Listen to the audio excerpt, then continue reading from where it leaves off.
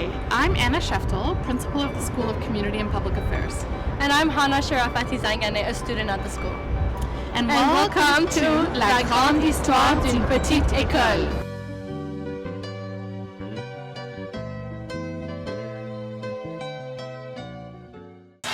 So I'm Lance Evoy, and at one time I worked here at Concordia University, and especially with the relationship with the School of Community and Public Affairs.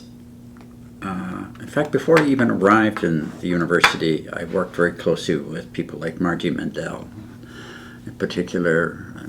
Later, the person who came as head of the CD program, Eric Schrag, Daniel Saleh, Anna Krasinski. I knew her out in the community through the work we were doing and social justice work and so on. So that was a period of time that was pretty rich coming into the university and from outside working in community organizing for years and years. And because we'd worked with people like Margie around some of the work we were doing in the community, we really understood that the university could be a really valuable place and how we as community people could come in and use it as a base to share our work and our practice and to learn new things, new skills that would be helpful to us. And that probably would be really good for the university as well, and how the university could benefit from those kinds of experiences so often are isolated from, and the university is always looking for how they can make better links like that.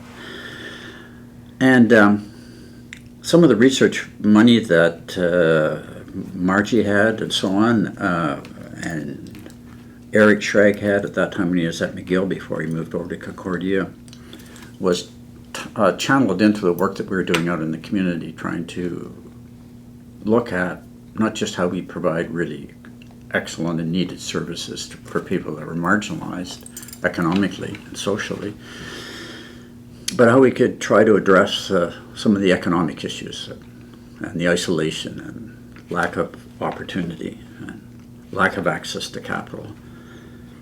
And we began to work as a bunch of community organizations in the Saint Louis district of Montreal, a real eclectic group working with ex-prisoners, new immigrants, women's organizations, social service groups, young unemployed. And we began to talk about what could we do together, and so that we weren't just kind of in our own kind of corners offering specific things, but across the common needs that we had. And we really started to look at how we could intervene economically.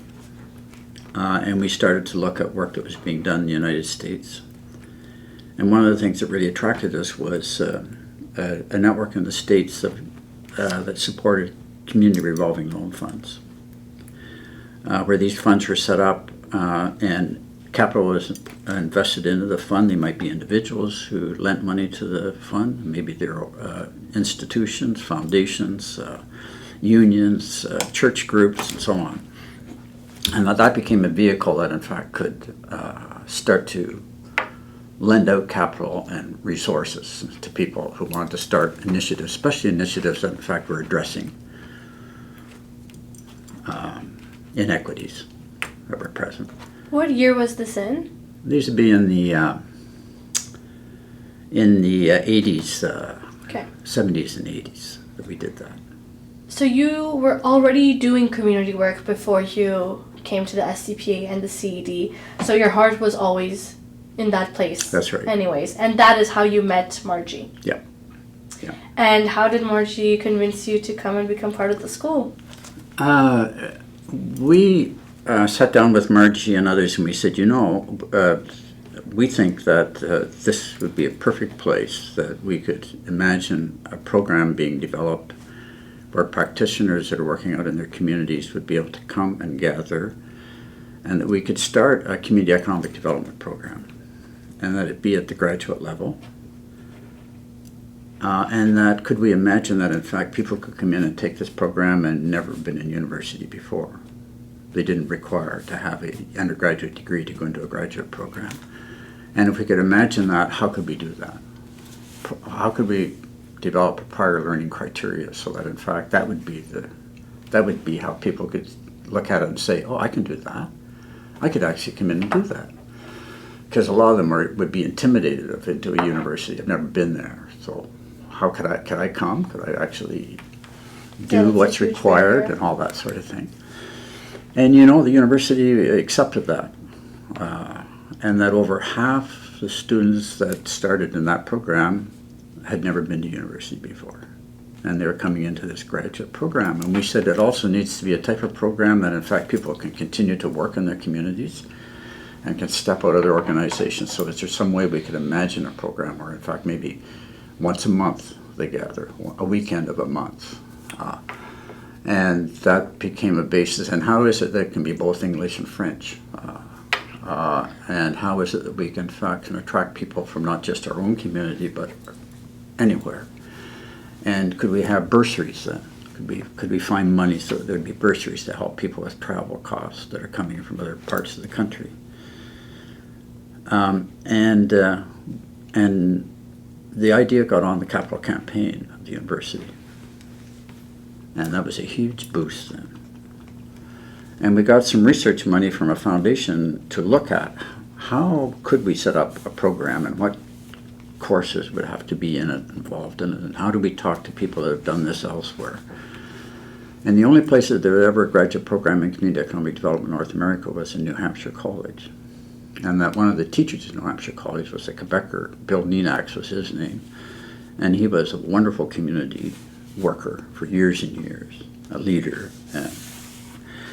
And we hired him to be on this research grant to be able to go and talk to people both inside and outside the university of how such a program could be developed, designed, the courses, what the support was needed. And so we could arrive then with this package of really well thought out so that the university could really understand, well, is this something we want to invest in? Can it be around for a while?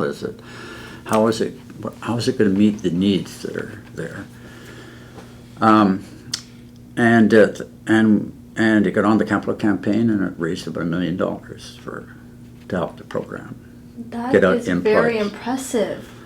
And we brought money to the university from other sources, so that a foundation like the McConnell Foundation in Montreal, which is one of the biggest foundations in Canada, said if you can demonstrate to us that the university is committed to this, we're ready to invest as well in supporting this work.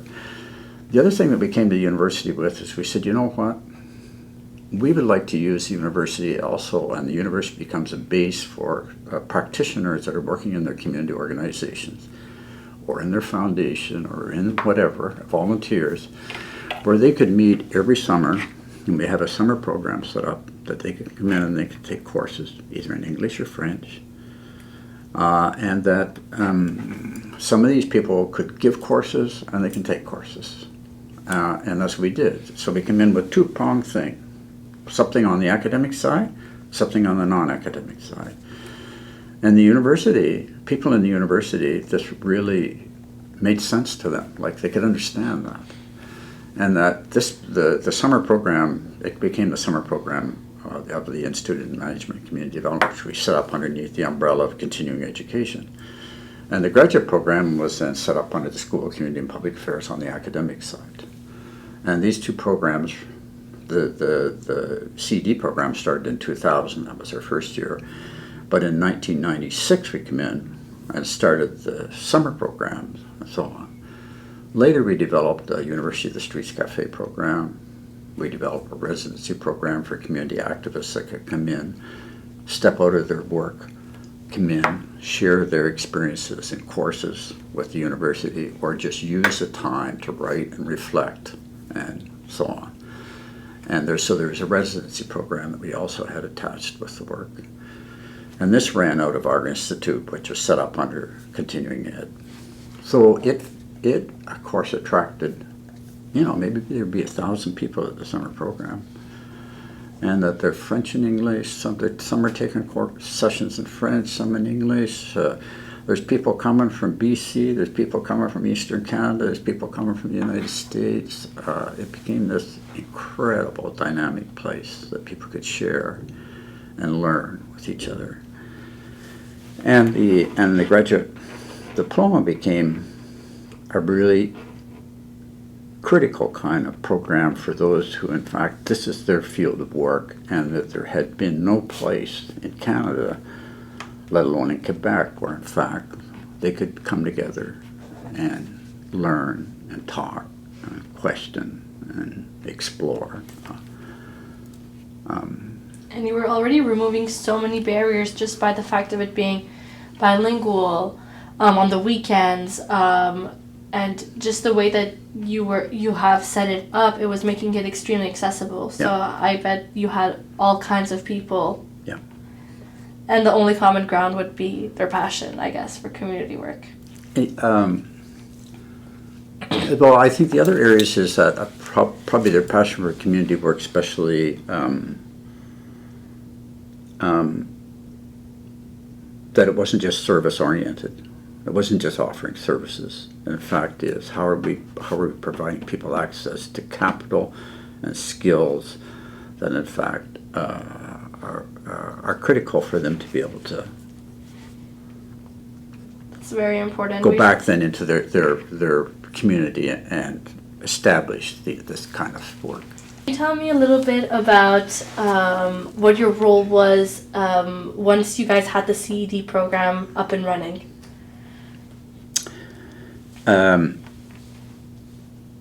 Okay, so there's two things. One, I was never, I taught on the CD program for a couple of years, a course, the community organizing course. And although I loved it, my work that I was doing with the Institute and the work that we're doing with the summer program and establishing, developing it and running it, and the other programs that we were doing, I just said, I can't give to that program what I need, and I made a decision. I won't teach in that program anymore, but I stay involved and support it as much as I can. Where are we going? What did you ask? I asked just what your role was with the CED program. Okay. So one was to imagine it. Second was to actually sit down. Margie and I actually sat down then after this research was done by Bill and others, and we sat in her kitchen, and over a number of days we then designed all the courses for the program that would then be put forward to the university to determine whether they would accept it, and then to go to the government and for the government to say that this is accepted. So that was one role that I played in it with other people. Margie was one of them in the school. Initially it was critical. I taught in it for a couple of years, the first 2 years. Through the work that we did through our summer program and so on, many people got introduced to, this was a program, this is something I could take, I could think about, so that people that come into our summer program would take these sessions that would run over a week. We had maybe 90 sessions people chose from over that week. So people had a lot of choice, and they'd be in housing, social housing, they'd be in community economic development, they'd be in organizing. They could be in these kind of categories that people could then come in and explore and understand and look at models and say, oh, maybe there's something that we can take back and do in our community.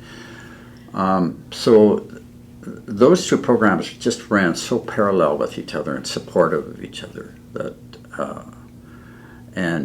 and to continue the lobbying and the advocacy work that is needed for this program to be not only understood inside the university, but to be understood in a larger community I was one of many people that played a small role in that as well.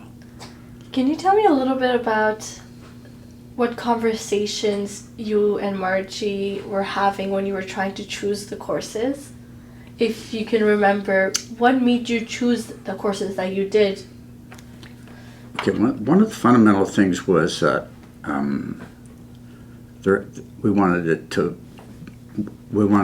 be integrated with excellence. Whatever it was excellence. We wanted it to be something that also dealt with, in fact, the affirmation and the importance of community organizing. That in fact it wasn't just simply that you provide something and it's there, because many people, yeah, but how do I get access to it? I don't understand it. I don't know whether I'm capable. how is it you do the outreach? So that the organizing aspect had to be a critical part of the program. That had to be something that was there. And then there was many other things that, but rather than us think that through ourselves, I myself had worked in community economic development work for many years out in the community through our community-based organization and in collaboration with others. As I said, we developed a community revolving loan fund. It was the first one of that type of loan funds in Canada. We helped set up national workshops so that other communities across Canada could start to think about setting up such loan funds. We sat down with banks, talked to them about, look, why is there such difficulty in being able to come in and gain access to capital and technical support for people? Here's what we're doing. Would you be interested in investing in such? Are your banks ready to change their kind of rules and so on? So we wanted that to be another part of what the CED program provided, people to be able to explore the kind of models that could be really effectively adapted and used back in their communities, wherever they were living and working. And we didn't have to just guess because we had been practicing it and working on it for years. And people like Margie became intimately involved with that. It wasn't just from an academic point of view, but also her own passions and her willingness to work with those in the community. And were you happy with the results? I mean, you guys put so much work into it. Did it turn out to be what you were expecting? Yeah, and I see that program has just gone through some changes. When I looked at the changes, I said, "Oh, this is really beautiful." Yeah, there was just recently a curriculum review. Yeah. Community organizing is still critical. Accessibility is still key. People are still able to get into this program and that have not got a university degree. There's prior learning criteria that's still used. So it warmed my heart to see how after all these years that still is there, and the people that have attended to this program over the years inside the school. It was Margie, it was Eric Schrag, it was Anna Krasinski. Now it's a new person that's come in. That's really wonderful. Really wonderful to see that after all these years. So there's tremendous satisfaction to see that program has lived and grown. And I understand there's challenges. There's challenges for sure. But I have faith certainly in the people that are here to be able to not only work on it themselves, but reach out when they need to. Absolutely. Can you tell me a little bit about any memories you may have of the building on 2149 McKay? Well, I love going to the building. I love the staircases. I love the people that are in there. It was just a wonderful atmosphere, and that the fact that first of all, I was outside the university, so I wasn't inside the university, and it was a place of how I connect with that university that was really quite amazing. It's a big entity, and to have a school that is individualized in one sense, and yet is part of a bigger entity, was really critical. And before I came in and worked directly inside the university, it was an important avenue for us to be able to sit down with people inside the university and talk about, look, here's what we're working on. Can you help us? We know you can help us. We'd like you to help us in these ways. Will you? So it wasn't that we were coming in and just tell us what to do. It was we really had really clear ideas of what we needed help with, and one of the things that the school provided was this kind of space, the coziness of it. I mean, it's not your highest hotel kind of suites and so on, but it was beautiful. We just love that space. Everyone talks about how the space really had this ability to bring people together, and it's very interesting because, like you said, you weren't necessarily part of the school in the beginning, and yet you had a relationship with that building. And we're welcomed, and It was there available for us to use before I got into it. And in the community organizing course that you taught for the 2 years, did you teach it in that building? Mm-hmm. Yeah. Can you tell us a little bit about just your experience of working with those students? I know it was for 2 years, but we hear a lot about how students in the SCPA and CED program have specific characteristics that allow the program to survive, and I want to know if you feel that way as well. So I had the privilege of working with the very first class that went into the CED program, and oh my gosh, what an amazing group of people they were. And it was that was English year, that first year. And it was just an amazing, eclectic group of people that were coming from a lot of different walks of life, different races, different ethnicity, Aboriginal, non-Aboriginal, men and women, people older, people younger, and the fashion of how the courses in the school and the program provided a kind of safe place for people to start to share and explore their experiences with each other was a real privilege. It was amazing. It was a little scary, actually, imagining that, okay, here I got to work with a group of people here all day on a Sunday. They come in on a Thursday night, some of them from a distance. They've been working their asses off for days. And just how you make what you're looking at important and interesting and exciting and so on was always an amazing challenge. I loved it. And some of those people have gone on to do amazing work. Can you or do you have any favorite memories that you would like to tell us about?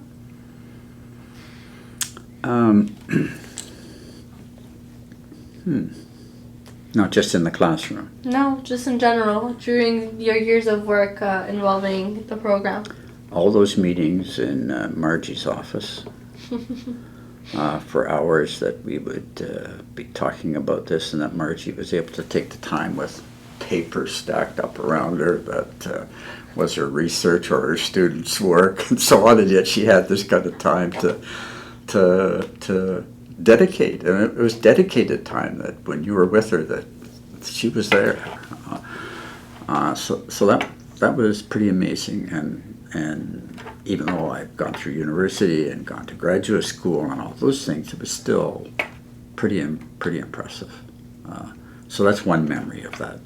And then Daniel Saleh and all the others around the school that we got to know and would be popping in and would sit in on particular meetings and so on. Oh boy, certainly I was on the hiring committee to hire the new director of the CED program. It became Eric Schrag, who came over from McGill University, and I'd known Eric for years, and he, like Margie, had worked with us out in the community and supported our work and found money to hire people through his research work to be able to work in the community, and helped us when we built the CED work inside our community network. On the hiring committee, and Alan Nash, who's, I guess he's just retired, but he's still around. I just met Alan just in the hall here. When I came in, it was so nice to see him. He was on the committee. He was from the geography department at that time. And that hiring process was so exciting that we went through, that this new person was going to be coming in and taking over that program. And that the quality of leadership that was there with Margie and with Eric and Anna I didn't work directly with, but I knew Anna, and I knew the tremendous work that she would do. So that's another great memory. Yeah. Regarding that, and regarding the fact that these smaller programs, smaller schools will always be a little bit harder to keep around in big universities, do you have any advice for current students? on how to keep it going?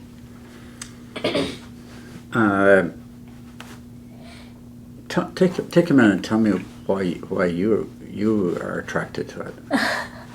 Definitely. It'll help. Okay, I think that what I love about the school and the program is that it not only feels like I am learning theory, but I'm learning how to act with the information that I'm getting. It allows me to connect with people who share similar passions and similar energies as me. For the first time in this school, I'm not too loud or too emotional or too passionate about things that I can't actually ever change. It's always about the fact that, no, actually we can change this. It's about teamwork, and it's about putting our brains together and helping each other instead of being against each other. It's not about who's right and who's wrong. It's about how can we be right together. It's about relationships with professors and people in the school who guide you, who are dedicated, who are willing to help you.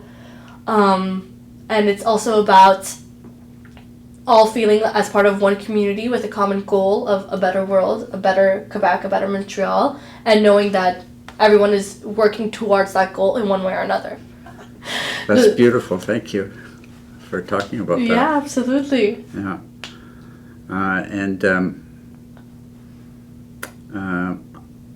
I think over so many years that you, in my case, working in a community, it was not just a hope, but a belief that we could influence and change things, and that we could work on some of the very issues that people think are impossible and hardest to change. And we actually had a program in the Institute of Management and Community Development that I was housed in under continuing education for many years. I was here about 19 years coming into the university, and one of that was that we had a series of workshops that we could bring people from across sectors and to go away for several days and just sit down with each other and talk about some of the hardest issues that we're trying to deal with. Maybe it was racism and the police, and we had the police and others that often were so often at odds with each other actually struggling and finding ways to imagine and to work differently with each other. And the CD program, I think that was the spirit of that program, that not only that we wanted to make sure was part of that program and what it offered, but that people brought to that program. People were attracted to that program then, that came and take the CD program, are almost always coming from that place as well. Yeah, so that's why it's such a privilege to work with people like that. And once the CED program was created, I know you said that you continued to stay involved. You weren't teaching, but you were still extremely involved in the school.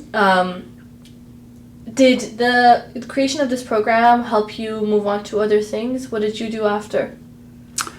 So, as I said, we came in with both the idea of that the university being a place where we could develop this for practitioners, and we had this summer program we wanted to put in place. And in that summer program, we could bring resources, financial resources, to help get it off the ground. We wanted it to be affordable, so that people who had no money could come and take. And that wouldn't be why people couldn't come, because I can't pay for the course. So it's always affordable and so on. So that was an important part of the work, and that was 10 months of the year to prepare and put in place and run and evaluate and follow up with that program. And that was a staff of about 3 of us that were working full time just on that. And a colleague of mine, Mireille Landry, who really coordinated and was so critical in that program being the huge success that it was over the years. That's something. And the residency program, we had a person by the name of Eric Abitbol come in, and Eric had worked in the international development work for years. You know Eric Abitbol? No. He's here in Montreal. He's with consulting group now that does a lot of international development work and social justice work.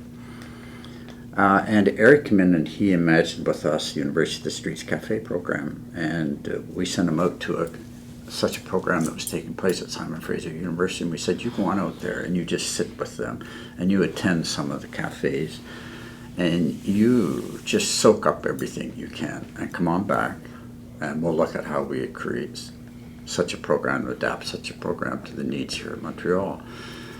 And that's exactly what Eric did, and Eric got artists involved so that artists would design posters for a particular series of cafe sessions that were going to be held.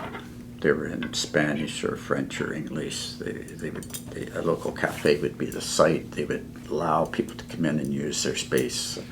There was a conversation topics.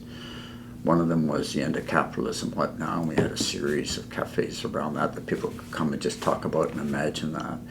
People would be totally affronted by such a question, or else they would be thrilled by it, and so on. So there was that type of work that was being done, and so that was another part of what we were always working on. And that would be connected up indirectly with the CED work or the school, but there was always close collaboration of that type of work that we were doing as well.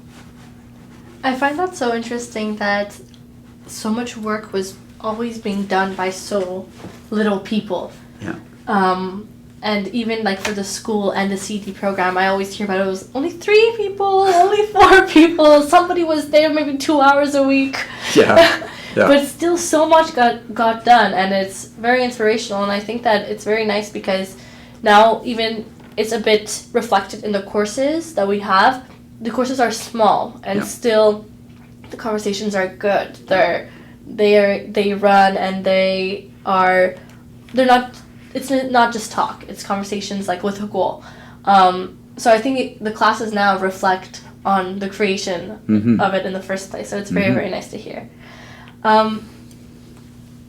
As I think that was most of my questions that I wanted to ask you, but if there's anything else that you would like to tell us, any memories, anything specific about the school, or even just, I don't know, like a little hope for the future, where you hope to see the program going, I would love to hear it. Okay, so first of all, I would say that it's absolutely critical that the school gets back into its place, the building. It's been such an important conduit and avenue and space for between what's going on inside the university and amongst different, just the collaboration that goes on there inside by faculty and so on. And here, this was a school that developed and has nurtured and run this program now for over 20 years, and has found the means to find bursaries, and that donors have said, hey, this is something I can support in this university. This is really special. What the money that I can give can help people come and participate in such a program, and that's exactly what happened to some of those donors that gave money. I'll give money here, and this money would be used forever to be bursaries to help people to come, for example. And the connection and the link with the larger community, in the nonprofit community and in the social justice community and all those others that are working for the changes that we want in our society. This school has been such an important place for that. If I had to come through like I did today in that hall building, I'd come up of those escalators and I would get off and say, what floor am I at now? And I have to ask somebody, can you tell me what floor I'm on? It is a massive difference than to walk up those steps of the gray stone into the School of Community and Public Affairs. So that's one thing. I really, really want to see that. And if people like myself can help with that, can talk about it, articulate it, speak to people in the university of the importance of it, we're there. We want to do that with you. So that's one thing. I understand that on that CED program on the Francophone side, there's a big challenge of how the university gets out to that community. And when we worked and we had the summer program, well, we brought in hundreds and hundreds of people that had never been to Concordia in their life, were Francophones. They'd never been out to Loyola. They never knew this existed. And they were mingling with all these people that were coming around Montreal, like it blew people's minds. And there's people that are here that I met from all these other kind of provinces and places, and that they're in sessions together and they're sharing stuff together and they're finding out about this incredible work and that Concordia offers this. So the university's got to understand how they reimagine creating spaces like that. That the summer program ended after 20-some years, after I left and so on, and after Mireille left. But there's got to be ways to recreate those kinds of spaces that help the university then in the outreach that it wants. And it's kind of critical when we see the kind of political challenges that are there right now around that. So that's another thing. And just how important it is to find the resources to continue to nurture the school and the program. First created 45 years ago in 1980, SCPA is a school within Concordia University offering a unique learning experience meant for those who are interested in community, society, and policy. Our programs are based in community engagement and experiential learning and have led to precious friendships, dedication, and passion. Over the past few months, we have been interviewing alumni, past principals, and anyone who had an impact on the school or who has been impacted by the school. These interviews were done in hopes of hearing these memories straight from the people who lived them. Thank you for joining us. We hope these videos show you how unique and exceptional a place SCPA is.